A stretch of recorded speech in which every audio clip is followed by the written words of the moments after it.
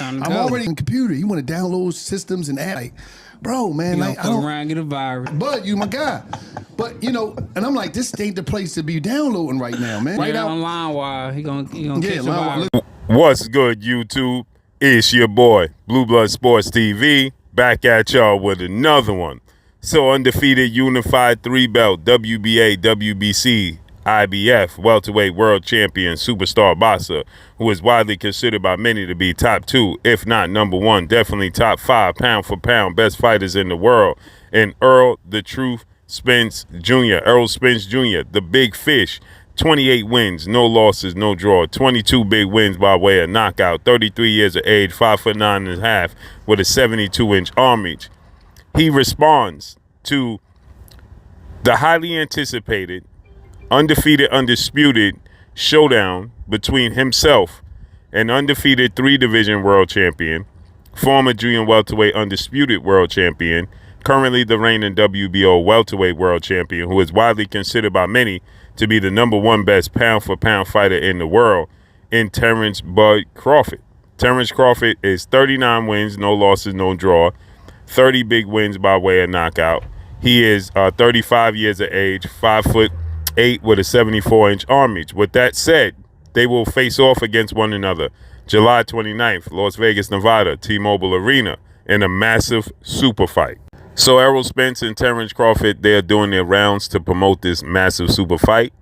And they asked tons and tons of questions. One I thought was extremely interesting. It was comedy as well. It was humor in it, but it was truth in it. Hence the name Errol Spence. When Errol Spence was asked about Terrence Crawford's approach, Terrence Crawford is seen to be the more versatile fighter, okay? More tools in the tool bag. Terrence Crawford, that's how Terrence Crawford is viewed. He switches from southpaw to orthodox. He started his career at 130, became a champion 135, 140, and 147. Terrence Crawford is, a fighter that, downloads and calculates, starts off slow, right? He has to gain momentum. He gains information as the fight unfolds. Hence, like Floyd Mayweather, right? That type of fighter. He processes. And Errol Spence is a fighter who starts extremely fast. So Terrence Crawford historically starts off slow and is in competitive fights with fighters that you may not deem on his level, right? Igor Kavalauskas, Yuriorkis Gamboa, Jose Benavidez Jr., right? Kell Brook in their fight. Well, Kell Brook wasn't the same fighter he once was, right? So those fights, it took Terrence Crawford time to calculate and understand what was going on, and then he makes the adjustments, and then it's all she wrote. Hence the same thing he did when he fought 2-time welterweight world champion, retired future Hall of Famer in Showtime Sean Porter, right? He felt the same. He did the same thing in that fight. He felt out Sean Porter, as Sean Porter was aggressive. And as the fight unfolded, he made adjustments and he started to take over. And then he eventually stopped Sean Porter in the 10th round.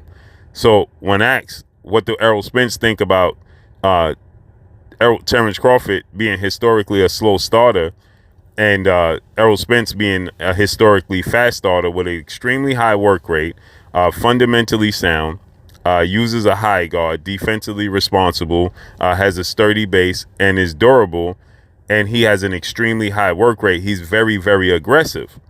And when asked about what he thought about that, and Terrence Crawford calculating and downloading the information, Errol Spence stated he gonna mess around and catch a virus.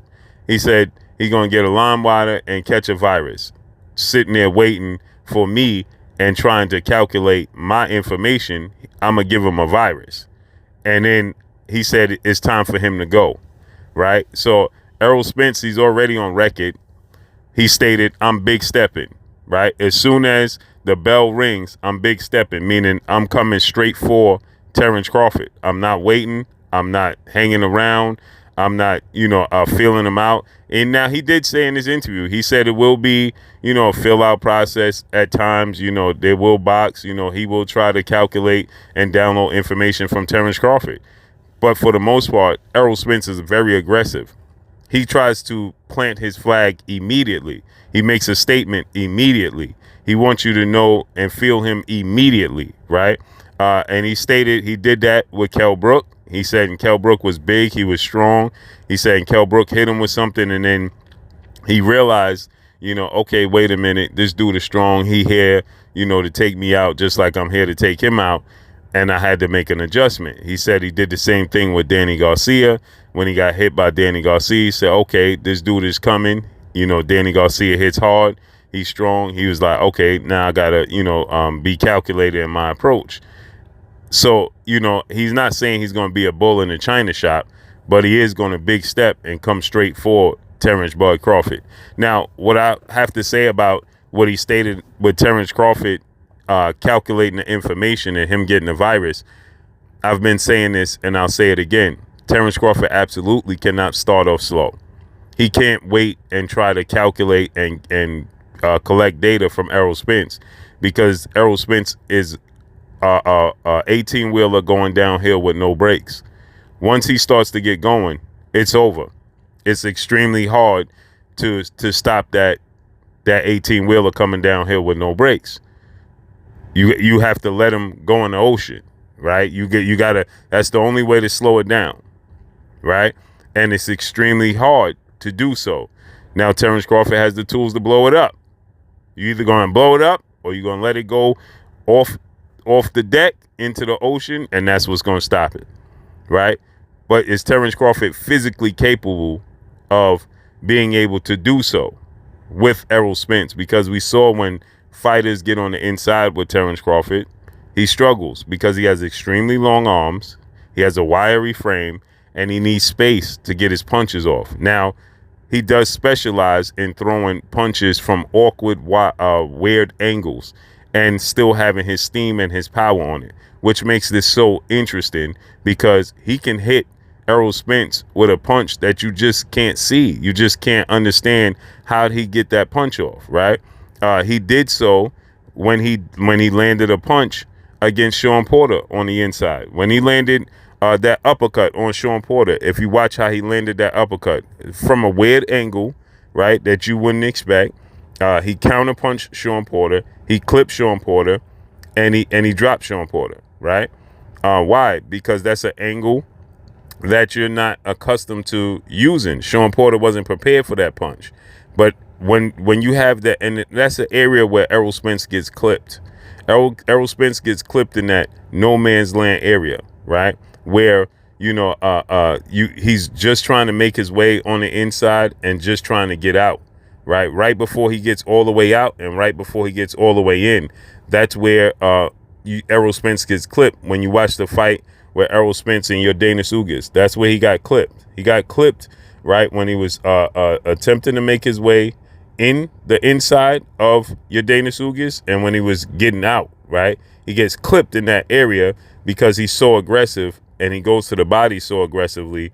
At times he leaves his guards down, he leaves his hands down, he leaves himself open, and he could get clipped. And that's where Terrence Crawford specializes, where landing punches right there in that area as well. So that's what's going to make this extremely, extremely interesting, because in that no man land area where Terrence Crawford displays his power and can land these awkward punches from awkward wide angles, right?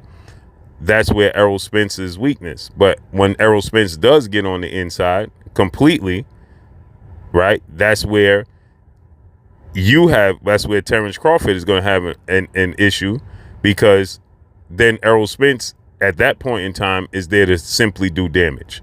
He comes there to wreak havoc, right? And he's a bull in a china shop. And now you have to deal with Errol Spence's pressure. Now you have to deal with, Errol Spence's work rate, his physicality, and his momentum.